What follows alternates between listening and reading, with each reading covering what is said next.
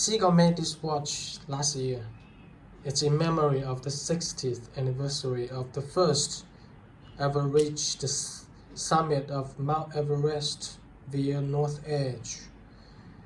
There is another Chinese team also reached the summit from the north end.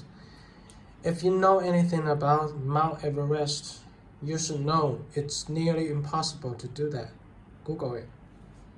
Okay? And this one is limited.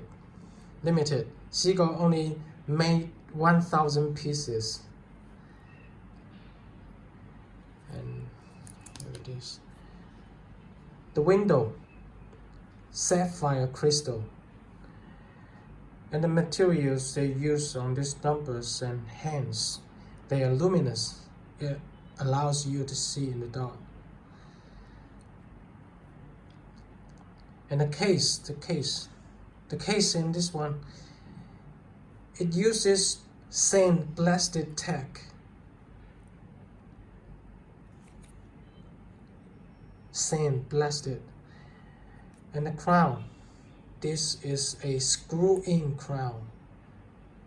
You need to screw it like this to take it out. Then you can wind the watch. It's oversized, so it's very easy to wind. Take it out and screw it in.